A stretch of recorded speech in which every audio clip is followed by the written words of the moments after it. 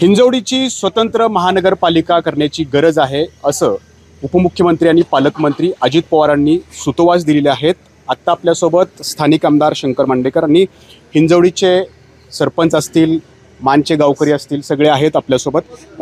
दादांनी जो या ठिकाणी घोषणा केली की स्वतंत्र महानगरपालिका करण्याची गरज आहे, किती महत्त्वाचा निर्णय वाटतो तुम्हाला?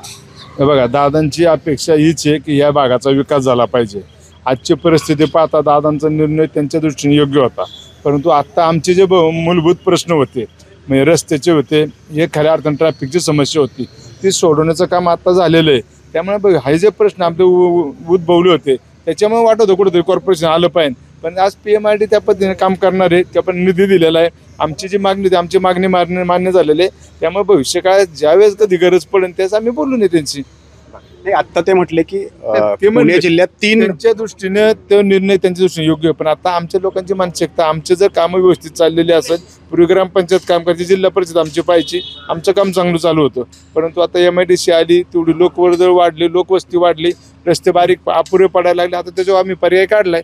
मग आता जर आम्हाला सर्व सुविधा मिळत असेल आणि आम्हाला काय अडचण तर कॉर्पोरेट आमचा सध्या तरी विषय नाही। तुम्ही मागे म्हणाले होते की एक नगर परिषद या ठिकाणी व्हावी, परंतु अजित पवार थेट म्हणाले की महानगरपालिका आपण स्वतंत्र करूयात, म्हणजे तुम्हाला पिंपरी चिंचवडमध्ये न घेता हिंजवडी या भागातली नाही, स्वतंत्र नगरपालिका असू दे, महानगरपालिका असू दे, आमच्या ग्रामस्थांचं तेच म्हणणं होतं साती गावचं की आम्हाला पिंपरी चिंचवडमध्ये नको आहे, आम्हाला स्वतंत्र आहे।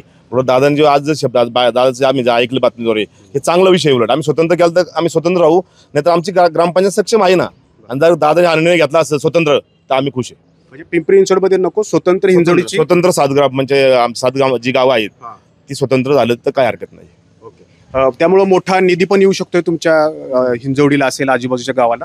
आणि महानगरपालिका जर सेपरेट होत असेल, ते हिंजवडी सहित वरची कोणती किती गावं असेल ते दादा ठरवतील, पण दादांनी घेतलेला निर्णय योग्य आहे। आमची पहिल्यापासूनची मागणी आहे की स्वतंत्र महानगरपालिका होईल, आणि जनगणना जी आता 2026ला होणार आहे, तर ते आमच्या 7 गावांचीच लोकसंख्या 2-3 लाखाच्या पुढे जाईल, आणि महानगरपालिकेला 10 लाख लोकसंख्या लागते। बाकीची आमच्या आसपासची गावं घेतल्यानंतर आमची हिंजवडी भाग हायवेच्या पलीकडली स्वतंत्र महानगरपालिका होऊ शकते। खरं तर अनेकदा अशा प्रकारच्या घोषणा होतात, कृती गरजेची असते। कृती होईल असं वाटतं या महानगरपालिकेच्या अनुषंगाने? 100% अजितदादांनी जर हातात घेतलेला निर्णय तर तो 100% दादा शेवटपर्यंत नेण्याचा प्रयत्न करतील, आणि दादांनी एकदा निर्णय हातात घेतला तर तो 100% यशस्वी करतील।